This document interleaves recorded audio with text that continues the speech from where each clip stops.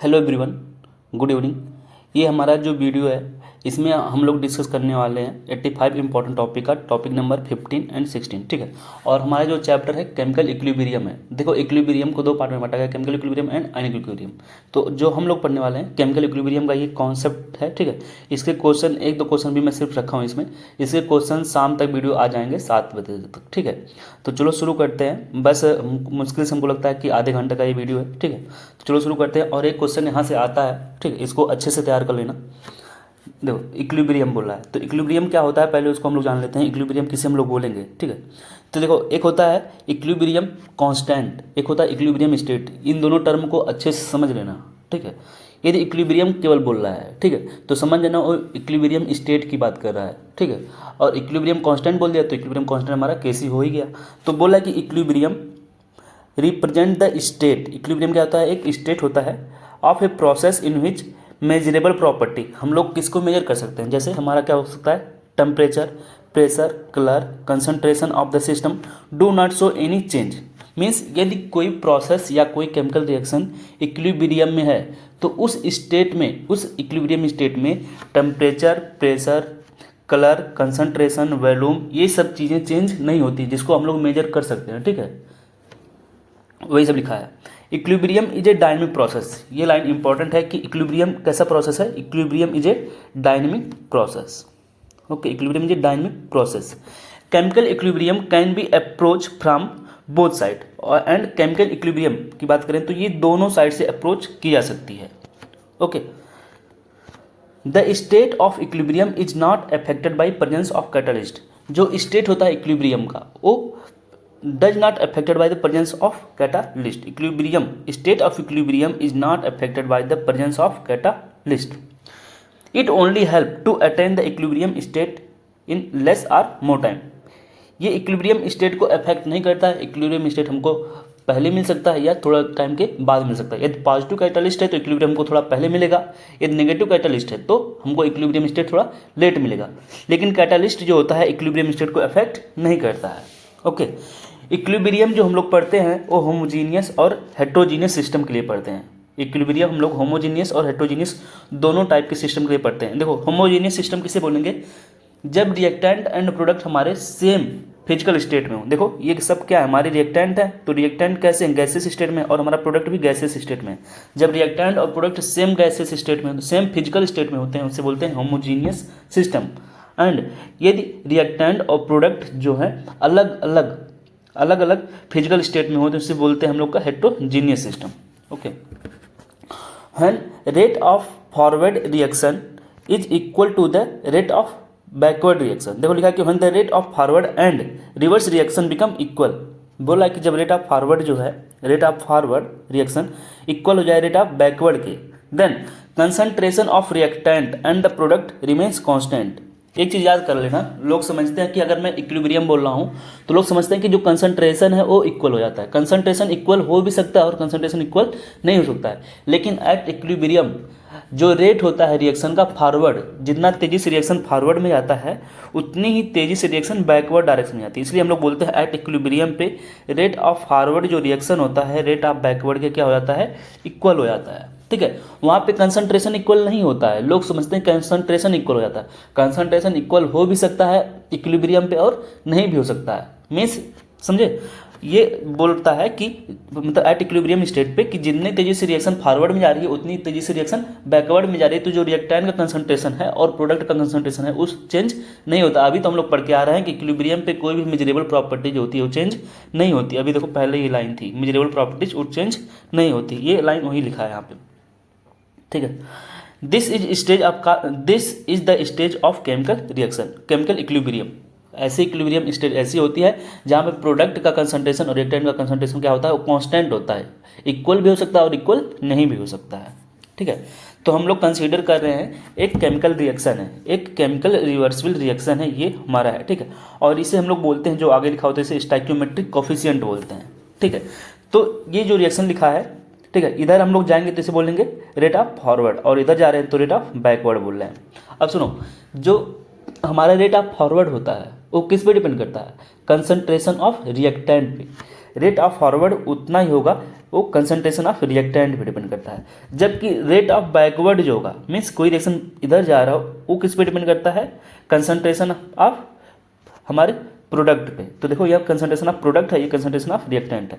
तो rate of forward यहाँ पे लिखा हूँ मैं। तो जब किसी भी रेट ऑफ फॉरवर्ड को लिखते हैं तो उसका कंसंट्रेशन लिखना होता है और उसकी स्टोइकियोमेट्री को ऊपर लिखते हैं। तो देखो ऊपर लिखा हूँ, फिर यहाँ पे भी लिखा हूँ, ठीक है। इसी तरीके से ये रेट ऑफ बैकवर्ड के लिए मैं लिखा हूँ। तो जब रेट ऑफ बैकवर्ड हटाते हैं तो एक क्या आता है, ठीक है, एक कांस्टेंट आ जाता है, ठीक है।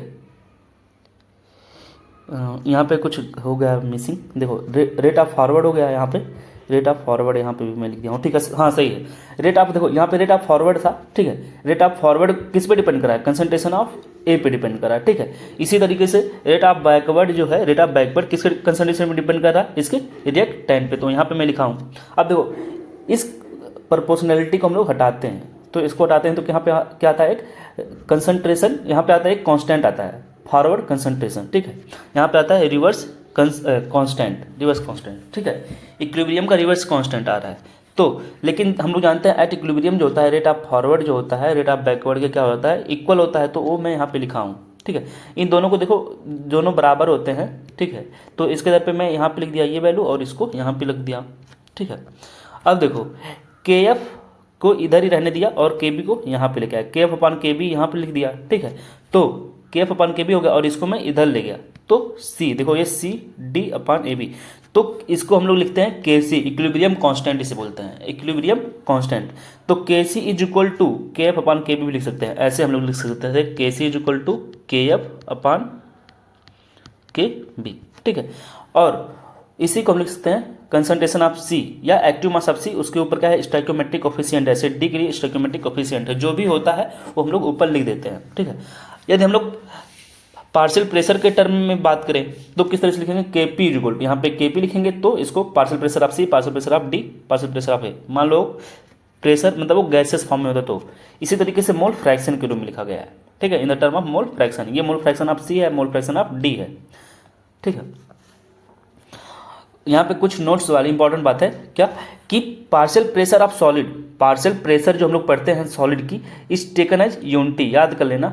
जो क्योंकि हम लोग जो पार्शियल प्रेशर पढ़ते हैं किसके लिए पढ़ते हैं, गैस के लिए। तो यदि कोई सॉलिड है तो उसकी जो पार्शियल प्रेशर होती है वो क्या हो जाएगी, यूनिटी हो जाएगी, मतलब एक ले लेंगे। मान लो कि ये अभी हमारा यहाँ पे, तो हम लोग मान के चलेंगे कि ये सब क्या है, गैस है, ठीक है।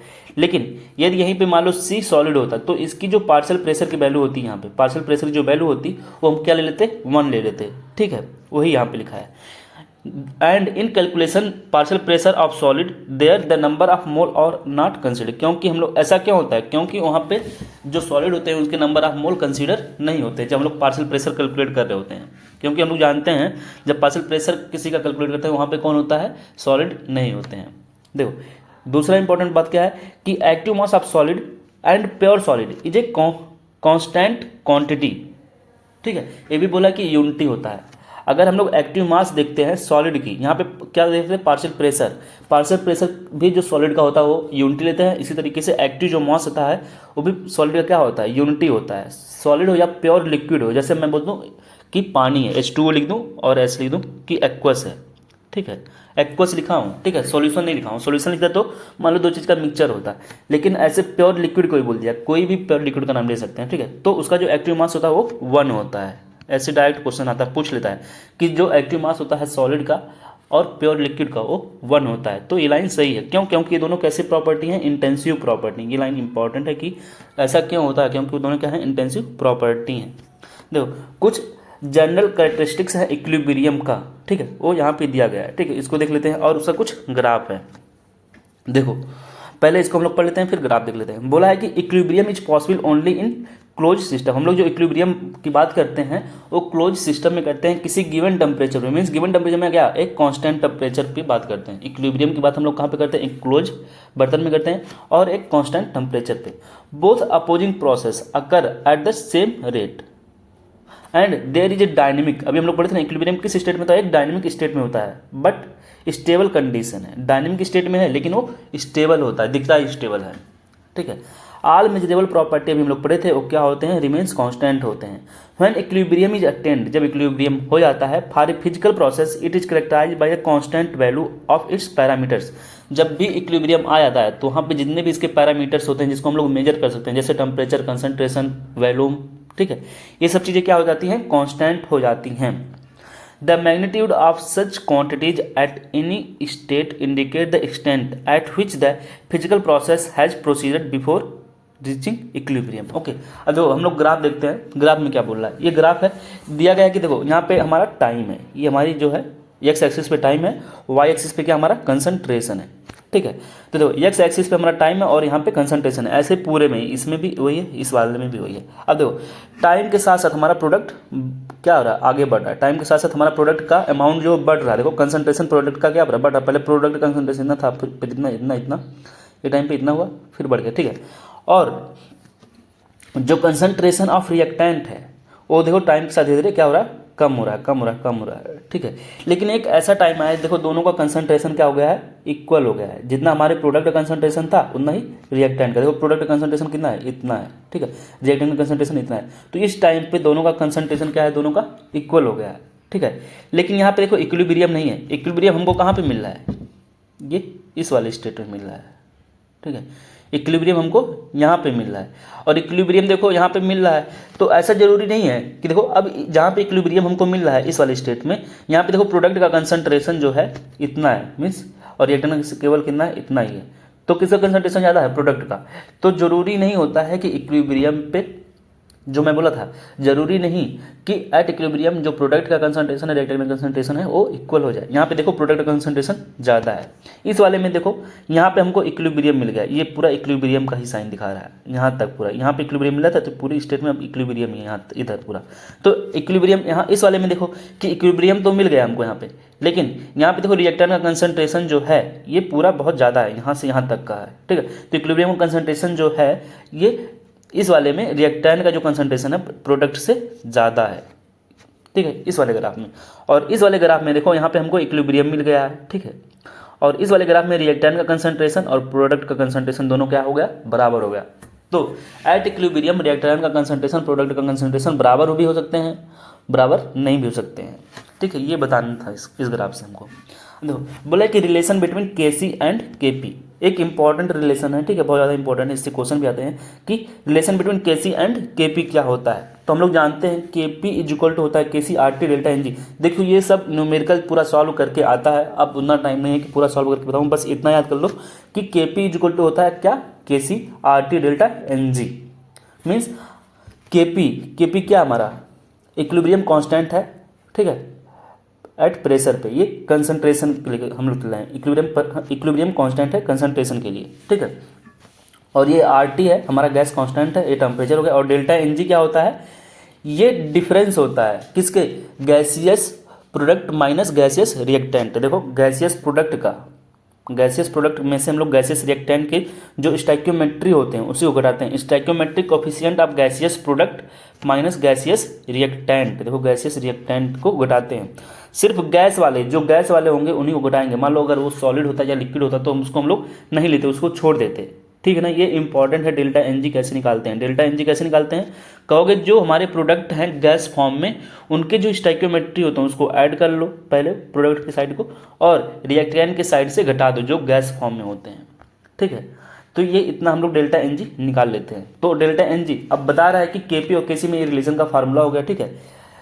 कब हमारा केपी और केसी बराबर होगा, जब डेल्टा एनजी क्या हो जाए, ये डेल्टा एनजी यदि जीरो हो जाए। देखो यहाँ पे जीरो है तो हम लोग पढ़ते हैं किसी के ऊपर यदि जीरो होता है, मान लो एक्स के ऊपर जीरो, तो इसे हम लोग क्या लिखते हैं 1। तो यहाँ पे जीरो गया तो ये 1 हो गया, पूरा वैल्यू पूरा 1 हो गया, तो केपी इक्वल टू केसी हो जाएगा, ठीक है, यहाँ पे लिखा हुआ है। यदि हमारा डेल्टा एनजी जो है, डेल्टा एनजी जो है ये ज़्यादा है जीरो से, मीन्स ये पॉजिटिव वैल्यू आ रहा है, तो अब सोचो कि ये पॉजिटिव वैल्यू कुछ मान लो 2 आ गया, तो यहाँ पे मैं लिखूंगा केसी गुणे 2 इक्वल टू केपी। तो बताओ कौन वैल्यू बड़ा है, केपी बड़ा कि केसी? केपी बड़ा है ना, क्योंकि यहाँ पे केसी में 2 मल्टीप्लाई कर रहे हैं तब जाकर केपी आ रहा है। मान लो ये 4 होता और ये 2 है तभी तो ये 8 आएगा, मीन्स हमारा केपी बड़ा है। और 4 देखो केसी कितना है, 4 ही है, ठीक है। तो यहाँ पे हमारा केपी क्या हो जाएगा, बड़ा हो जाएगा। ये डेल्टा एनजी निगेटिव आ रहा है तो हमारा केसी बड़ा होता है, बस इतना याद करना है, ठीक है। केपी का बड़ा होता है, केसी का बड़ा होता है, और हमको याद करना है क्या, ये फार्मूला हमको याद रहे तो हम लोग बता ले जाएंगे, ठीक है, कब केपी बड़ा होगा कब केसी बड़ा होगा, ठीक है। यहाँ पे देखो बोला कि यूनिट कैसे बताएंगे, कि हमारे इक्विलिब्रियम कांस्टेंट का यूनिट क्या होगा। देखो पहले तो हम लोग जानते हैं केसी का जो यूनिट होता है मोल पर लीटर होता है। यहाँ पे लिखा है मोल, लीटर इनवर्स लिखा है, या इसी को हम लोग लिख सकते हैं मोल पर लीटर, ठीक है। और यहाँ पे लिखूंगा डेल्टा एन जी, याद कर लें डेल्टा एन जी है।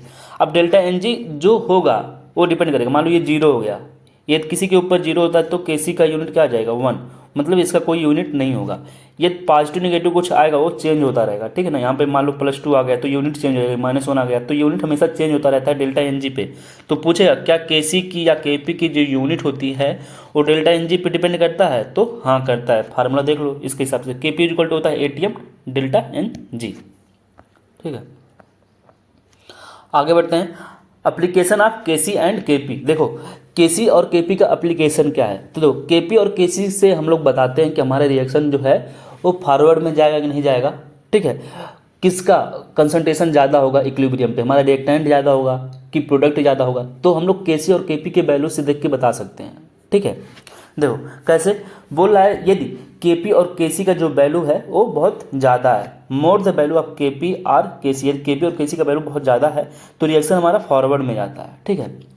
Stability of reactant increases when value of KC, यदि केसी की वैल्यू डिक्रीज कर दिया जाए तो रिएक्टेंट हमारा स्टेबल है, इसके मतलब है मीन्स हमारा केसी है तो वो कम है, क्योंकि हम लोग जानते हैं ना केसी कैसे हम लोग बता रहे हैं, केसी जो होता है के एफ, सॉरी यहाँ पे देखो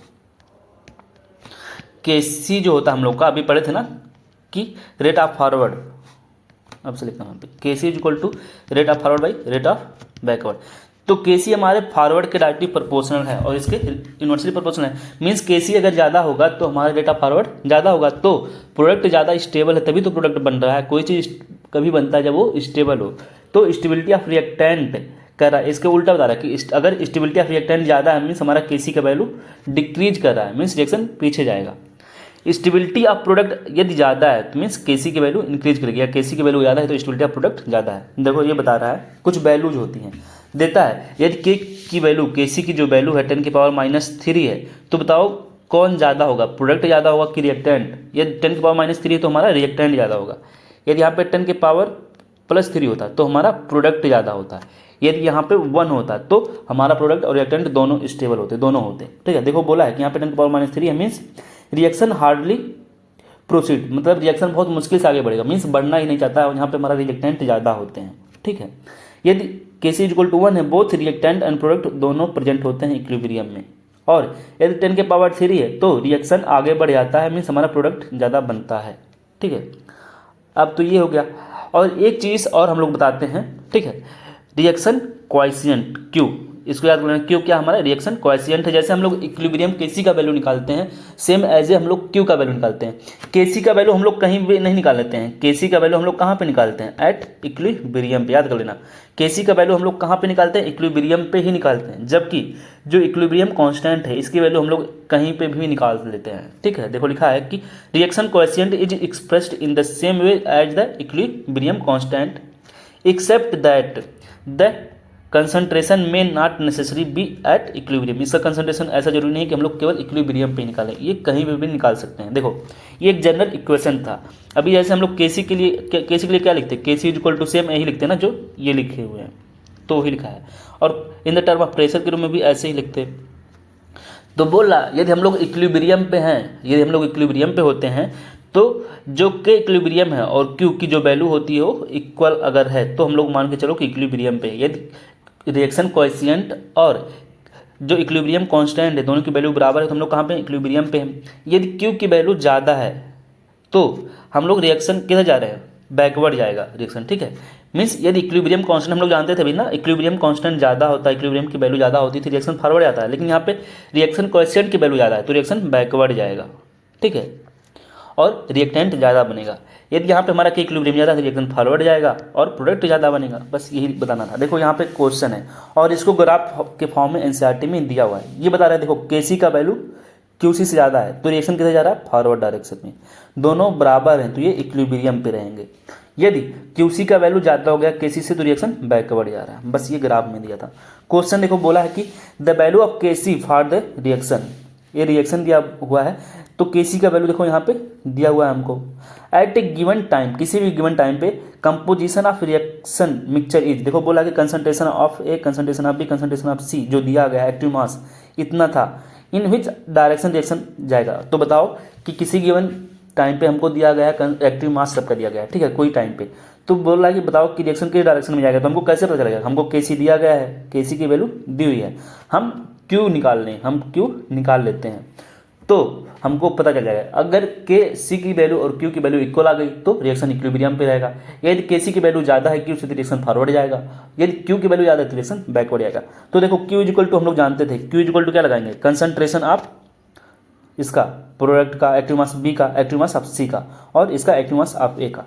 तो यहाँ पे देखो मैं लिख सकता था, तो वही देखो लिखा है active mass of B QC equal to, देखो वही QC is equal to active mass of B, active mass of B लिखा है यहाँ पे फार्मूले में, और active mass of C upon active mass of A, active mass of A लिखेंगे और इसका स्टोइकियोमेट्री ऊपर 2 है। अब सबका वैल्यू दिया है, इसका दिया है B और C का। देखो B और C का बोला है कि दोनों सबका बराबर ही है, B का बोला है 3 × 10⁻⁴, C का भी उतना ही होगा, ठीक है। और जब दोनों बराबर ही तो ये B स्क्वायर हो जाएगा, ठीक है, और ये स्क्वायर भी लिख सकते हैं, तो A स्क्वायर कट गया 1 आ गया, मीन्स क्या है यहाँ पे 1 आ रहा है, ठीक है। किसका, QC का वैल्यू, देखो QC का वैल्यू कितना आ गया, QC का वैल्यू कितना आया, 1 आया है, जबकि Kc का वैल्यू देखो कितना है, 2 × 10⁻³ है, मीन्स ये 0.002 है, और ये Q का वैल्यू कितना आ गया, 1 आ गया। तो Q बड़ा है ना, QC हमारा Kc से बड़ा है, QC हमारा जो है Kc से बड़ा होगा तो रिएक्शन कितना जाएगा, बैकवर्ड जाएगा, ठीक है। ये था क्वेश्चन।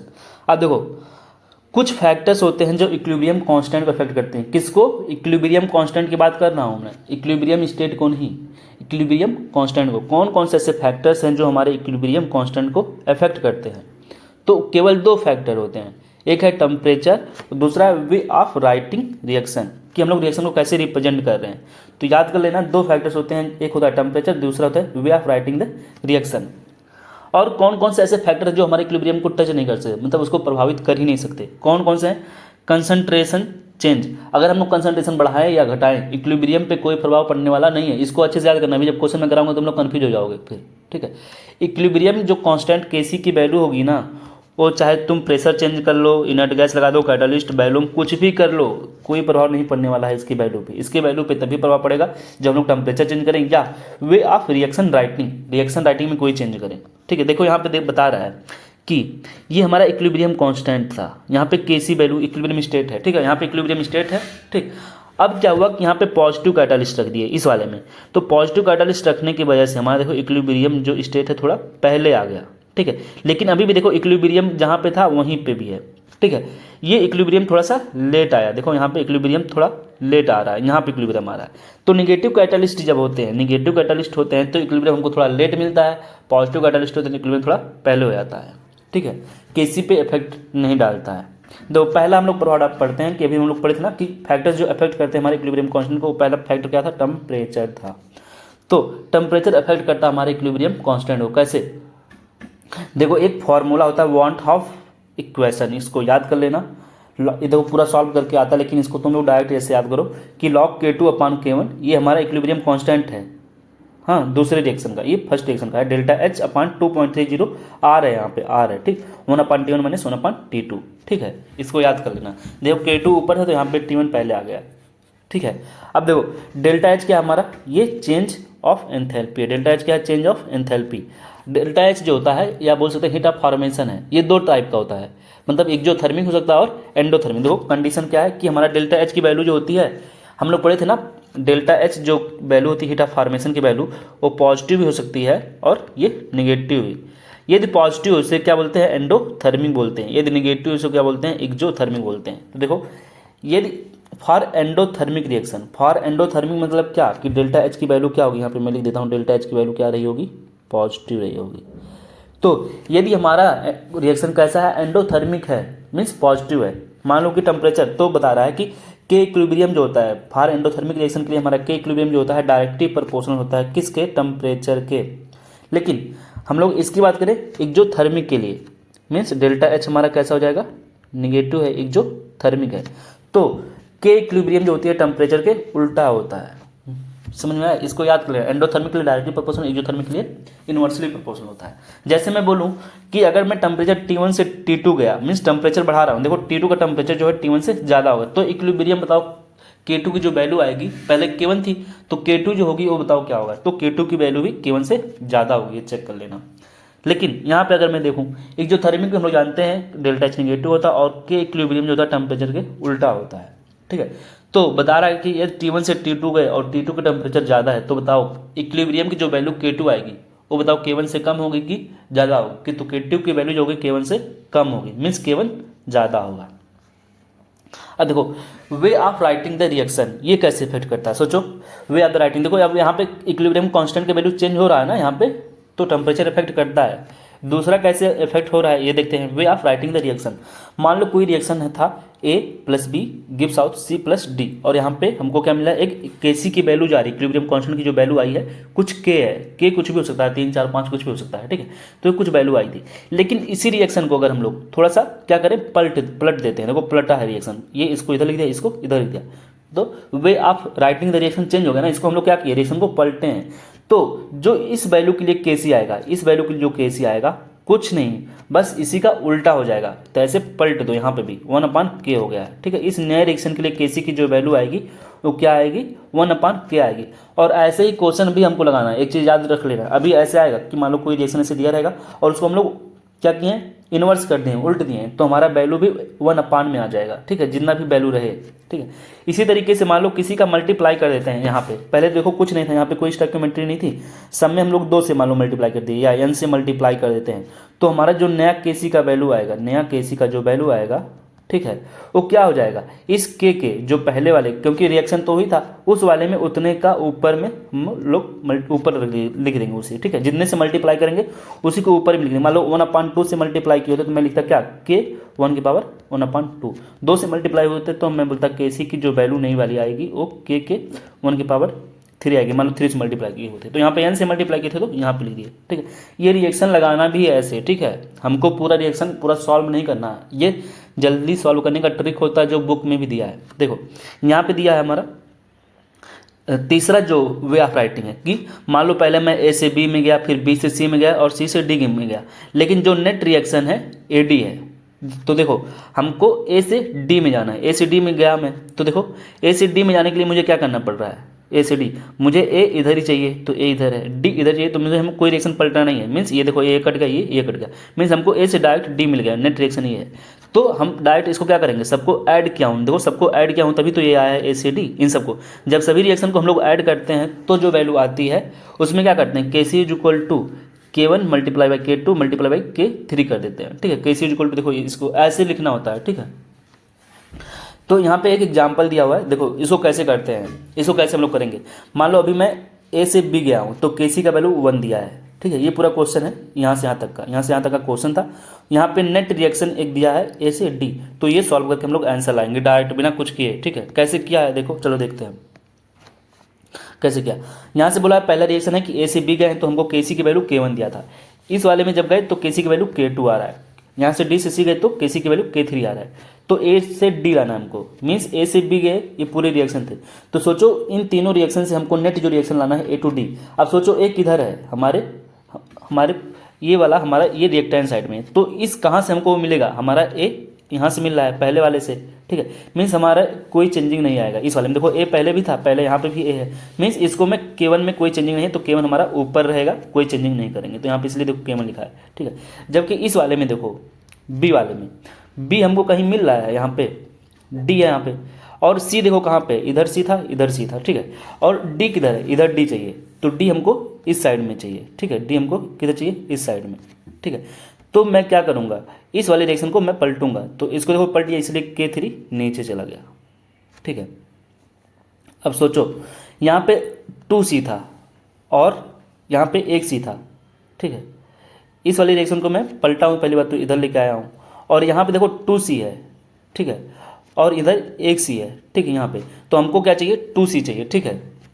तो इसमें मैं क्या करूँगा, और देखो हमको एक B भी चाहिए, तो एक B चाहिए मतलब इसको मैं 1/2 से डिवाइड करूँगा, 1/2 से डिवाइड कर दिया, ठीक है। तो ये इसलिए वहाँ देखो इस वाले में K2 वाले में लिखा है कि √2, K2 को अगर मैं ऐसे लिख दूँ, K2 को 1/2, तो इसको मैं रूट में भी तो लिख सकता हूँ, √K2। तो ये देखो लिखा है। और इसको नीचे क्यों लिखा है? क्योंकि देखो B इधर है, अगर मैं इस वाले B को इधर कर देता हूँ, ऐसे पलटता हूँ रिएक्शन, तो B और C हो गया, क्योंकि एक C तो पहले इसका इधर वाला चला गया था, तो ये B भी कट जाएंगे, ये C से कट जाएंगे, तो इसलिए देखो इसको भी पलटना पड़ा है, तो √1/K2 कर दिया हूँ। समझ में आया? इस तरीके से अभी जब हम लोग क्वेश्चन करेंगे तो और अच्छे से समझ में आएगा, ठीक है। थोड़ा प्रैक्टिस करोगे तो हमको पूरा जो इक्वेशन बनाना होता है, ठीक है, वो सब नहीं करना होता, बहुत इजीली तरीके से हो जाता है, मतलब 1 मिनट भी नहीं लगेगा, क्वेश्चन लगा के बढ़ सकते हो आगे, ठीक है। ये एक रिलेशन है के क्यू और डेल्टा जी, मीन्स जी क्या है हमारा, गिब्स फ्री एनर्जी है, के क्यू और जी के बीच में है रिलेशन, डेल्टा जी क्या हमारा गिब्स फ्री एनर्जी है। देखो बस हमको लगता है कि 5 मिनट का और वीडियो बचा हुआ है, ठीक है, 5 या 10 मिनट का खत्म हो जाएगा, ठीक। चलो देखो डेल्टा जी इक्वल टू क्या होता है, रिलेशन बिटवीन के क्यू एंड जी। तो डेल्टा जी क्या होता है हमारा, डेल्टा जी हमारा गिब्स फ्री एनर्जी है, यह स्टैंडर्ड गिब्स फ्री एनर्जी है, और ये प्लस RT/ln क्यू होता है। लेकिन एट इक्विलिब्रियम पे हम लोग जानते हैं कि अगर इक्विलिब्रियम पे, अभी हम लोग जब नेक्स्ट चैप्टर थर्मोडायनेमिक्स पढ़े थे उसमें आया था डेल्टा जी एट इक्विलिब्रियम क्या हो जाता है, 0 हो जाता है। तो ये डेल्टा जी 0 हो गया इक्विलिब्रियम पे, तो डेल्टा जी इसको मैं उधर ले गया, तो delta G equal to -RT/ln के। इस पे क्वेश्चन आए इसलिए मैं इसको ले लिया हूँ, इसको देख लेना फार्मूला अच्छे से, ठीक है। लाचाटेली प्रिंसिपल, ये हमारा दूसरा इंपॉर्टेंट टॉपिक था, लाचाटेली प्रिंसिपल। ये क्या होता है, ये बोला है कि if a system at equilibrium is subjected to change of any one of the factor, बोला है कि यदि कोई इक्विलिब्रियम स्टेट में है कोई हमारा रिएक्शन, यदि उसमें हम लोग कोई भी फैक्टर में चेंज करते हैं, जैसे हम लोग कंसंट्रेशन में चेंज कर दें, प्रेशर में चेंज कर दें, या वॉल्यूम में चेंज कर दें, या टेम्परेचर में चेंज कर दें, तो इक्विलिब्रियम शिफ्ट होता है in a such way that to nullify the effect. Okay, बोल रहा है कि Le Chatelier principle is applicable for both chemical and physical equilibrium. Okay, बोला कि फिजिकल इक्विलिब्रियम हम लोग पढ़ने आ रहे हैं। देखो लाचाटेली जो प्रिंसिपल हम लोग पढ़ते हैं, केमिकल इक्विलिब्रियम के लिए भी पढ़ते हैं और फिजिकल इक्विलिब्रियम के लिए भी पढ़ते हैं, ठीक है।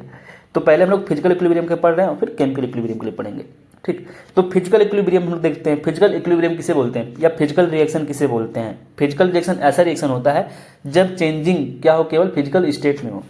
दो रिएक्शन में change in only and only in physical state, the substance takes place without any chemical reaction. देखो जैसे हमारा सॉलिड था आइस, ये आइस था, ये किस में चेंज हो गया, वाटर में, तो फिजिकल चेंज हुआ ना, कि सॉलिड से लिक्विड में चला गया, लिक्विड से वेपर में चला गया, ये गैसेस लिक्विड मिल करके ये लिक्विड में चला गया एक्वस सॉल्ट सोल्यूशन में। तो ये सब कैसा चेंज हो रहा है, एक फिजिकल चेंज हो रहा है, ठीक है। तो इसके लिए हम लोग क्या पढ़ने जा रहे हैं, लाचाटेली प्रिंसिपल। देखो कुछ नहीं, बहुत ज़्यादा दिमाग नहीं लगाना है, बस चीज़ें थोड़ा सा समझना बस हो जाएगा, ठीक है। इसको कराने से पहले मैं एक चीज़ केमिकल इक्वेशन या केमिकल इक्विलिब्रियम में करा देता हूँ, तब इसको कराता हूँ, ठीक है। इसके क्वेश्चन, ये एक तरीके से क्वेश्चन ही है, ठीक है। तो उसको कराने से पहले मैं केमिकल इक्विलिब्रियम करा दूँ ताकि ईजी थोड़ा सा हो जाए। देखो कुछ नहीं करना है, एक चीज़ याद कर लेना, क्या, एक चीज़ याद कर लो कि कैसे हम हैबर प्रोसेस से हम लोग अमोनिया फॉर्मेशन करते हैं। बस इसको अच्छे से, एक एग्जांपल अगर तुम अच्छे से याद कर लिए ना, तो तुमको बाकी चीज़ें इजीली कर ले जाओगे। जैसे मैं बोलता हूँ ना, कभी कभी कुछ चीज़ों का कॉन्सेप्ट नहीं, उसके क्वेश्चन देख लो और उस क्वेश्चन से कॉन्सेप्ट बना लो, बस यही करना है यहाँ पे, ठीक है। क्वेश्चन पकड़ो और उसके कॉन्सेप्ट अच्छे से बना लो। जैसे ही इसको याद कर लो कि ये हैबर प्रोसेस से हम लोग अमोनिया फॉर्मेशन करते हैं, उसमें क्या होता है, देखो हैबर प्रोसेस से हम लोग अमोनिया बनाते हैं, कैसे बनाते हैं, नाइट्रोजन लेते हैं, 3 मोल ऑफ हाइड्रोजन लेते हैं और 2 मोल ऑफ NH3 लेते हैं, और बन जाता है हमारा क्या, अमोनिया। और ये जो अमोनिया बन रहा है हैबर प्रोसेस से बन रहा है, ठीक है। और ये प्रोसेस कैसा होता है, एक्जोथर्मिक होता है, ये सब याद करना होना चाहिए। और एक्जोथर्मिक है तो होता है ये हमारा पूरा reaction at high pressure low temperature. बस इसको अगर तुम याद किए रहोगे ना, तो तुम्हारा एक कॉन्सेप्ट बन गया कि हैबर प्रोसेस से जो हम लोग अमोनिया बनाते हैं, हाई प्रेशर लो टेम्परेचर, ठीक है, हाई प्रेशर लो टेम्परेचर पे बनाते हैं, ठीक है।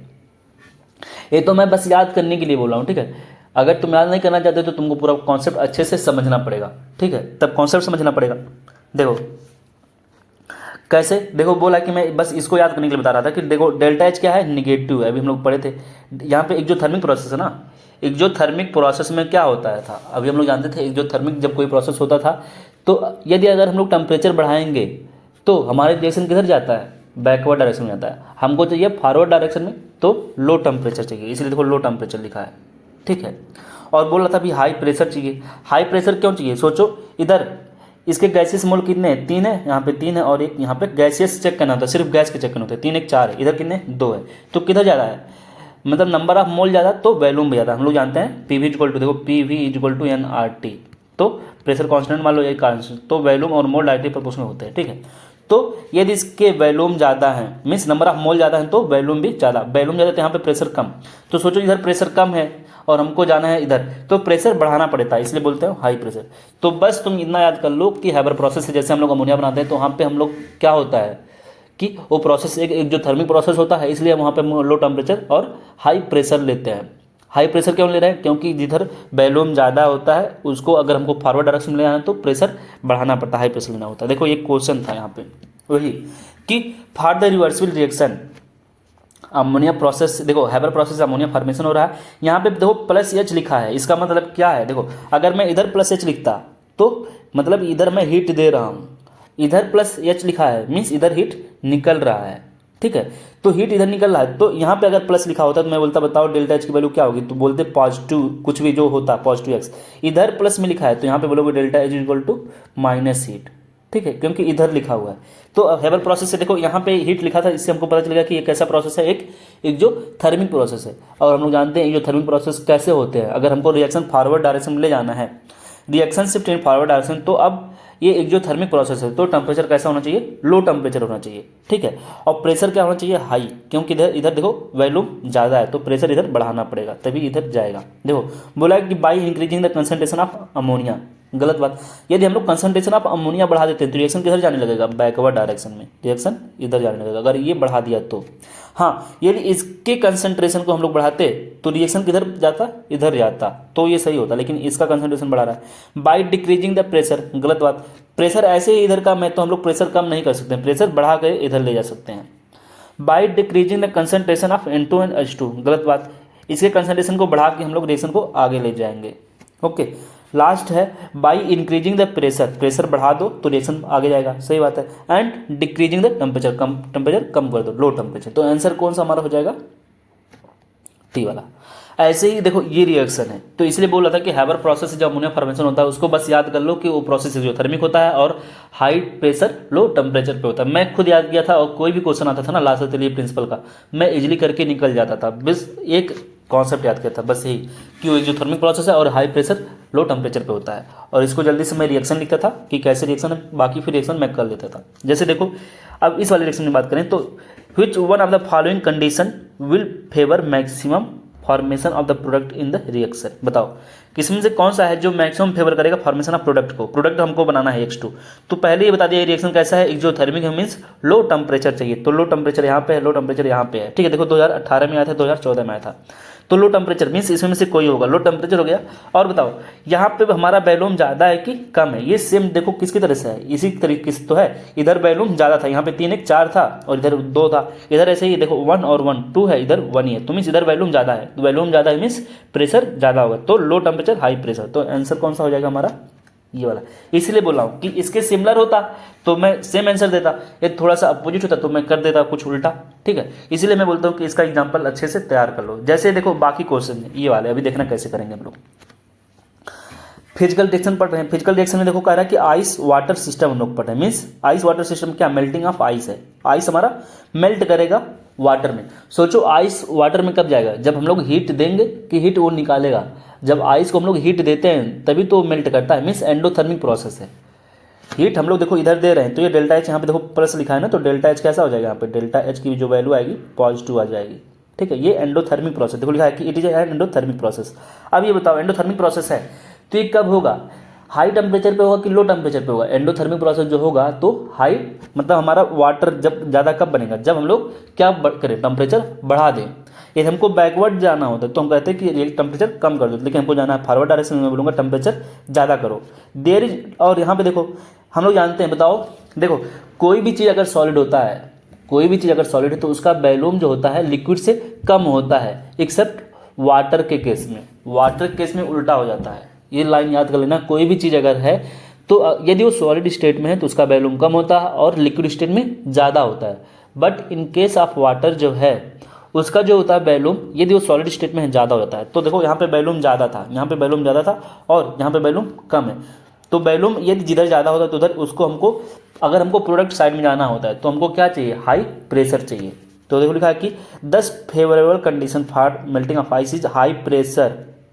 देखो हाई प्रेशर और हाई टेम्परेचर। हाई टेम्परेचर क्यों? क्योंकि हमको जाना है प्रोडक्ट साइड, और ये एंडोथर्मिक रिएक्शन है, बस लगा लिए। और ये हैबर प्रोसेस से जो हम लोग बताए थे उसको याद कर लो, उस कॉन्सेप्ट से लगा सकते थे। इसी तरीके से देखो ये वाला वाटर से वाटर वेपर में जा रहे हैं। देखो वाटर यहाँ पे था हमारा, और वाटर वेपर में सोचो पानी को हम लोग गर्म, वाटर कब बनेंगे? जब उसको गर्म करेंगे, मीन्स इसको हीट देंगे। यहाँ पे प्लस एच लिखना होगा, ठीक है। तो ये कैसा हो गया हमारा एंडोथर्मिक प्रोसेस हो गया। डेल्टा एच क्या हो जाएगा हमारा? पॉजिटिव हो जाएगा। देखो एंडोथर्मिक प्रोसेस। अब बताओ किसका वैल्यूम ज़्यादा है, वेपर का कि लिक्विड का? तो वेपर का जो वैल्यूम होता है वो ज़्यादा होता है। अब इधर वैल्यूम ज़्यादा है, इधर वैल्यूम कम है। तो जिधर वैल्यूम कम, तो अगर हमको मतलब रिएक्टेंट से प्रोडक्ट जाना है तो हमको प्रेशर क्या करना पड़ेगा? कम करना पड़ेगा। तो देखो यहाँ पे हाई टेम्परेचर तो होगा लेकिन लो प्रेशर होगा, लो प्रेशर है, ठीक है। इसी तरीके देखो यहाँ पे गैस है लिक्विड है, गैस और लिक्विड का मिक्सचर है, ठीक है। जबकि यहाँ पे क्या है? एक एक्वस सॉल्यूशन है। बताओ किधर वैल्यूम ज़्यादा है? यहाँ पे हमारा गैस था, यहाँ पे गैस था और यहाँ पे लिक्विड था, तो इधर वैल्यूम ज़्यादा था, क्योंकि जानते हो गैस का जो होता है वैल्यूम ज़्यादा ही होता है। तो इधर वैल्यूम ज़्यादा था, वैल्यूम ज़्यादा था, इधर वैल्यूम कम हुआ, तो ठीक है। अब वैल्यूम इधर ज़्यादा होता है, उधर अगर हमको उधर से हमको लेस वैल्यूम की तरफ जाना है तो हाई प्रेशर करना पड़ेगा। यहाँ पे हाई प्रेशर हो गया। अब बताओ यहाँ पे कि टेम्परेचर क्या होगा? नहीं, यहाँ पे टेम्परेचर की बात नहीं हो रही है, ठीक है। यहाँ पे टेम्परेचर क्योंकि कुछ दिया ही नहीं है, कैसा प्रोसेस है, ठीक है। यहाँ पे पूछा है कि डिसोल्यूशन ऑफ एक गैस इन लिक्विड। यहाँ पे सिर्फ हमको क्या बताना था? किसके बारे में? प्रेशर के बारे में। तो प्रेशर यहाँ पे देखो 10 increase in pressure will favour the dissolution of A gas in liquid. Okay, तो यहाँ पे बस प्रेशर ही अफेक्ट करेगा यहाँ पे, क्योंकि टेम्परेचर कुछ दिया नहीं है। तो ये हमारे था पूरा केमिकल इक्विलिब्रियम। इसका मैं पीडीएफ टेलीग्राम चैनल पे भेज दूंगा, ठीक है। देखो बहुत लोग पूछते हैं भैया टेलीग्राम चैनल किस नाम से है, तो मैं बता दूँ एक बार। हाँ, टेलीग्राम चैनल का नाम है मेडिको आर्यन, ठीक है। Medico Aryan PGI, medico Aryan PGI, ठीक है। इस नाम से सर्च कर लेना, मिल जाएगा, ठीक है। और इसका पीडीएफ मैं उस पर भेज दूंगा, ठीक है। और इसके क्वेश्चन अभी शाम तक आ जाएंगे 7 बजे तक। इसको अच्छे से तैयार कर लेना। मैं क्वेश्चन का पीडीएफ भी बना दूंगा, उसको भी मैं भेज दूंगा, ठीक है। अच्छे से तैयार करना। एक क्वेश्चन यहाँ से आता है, हमेशा आया है, तो इस बार भी आना चाहिए, ठीक है। So thank you. वीडियो पसंद आया हो तो वीडियो को शेयर करना और चैनल को सब्सक्राइब कर लेना।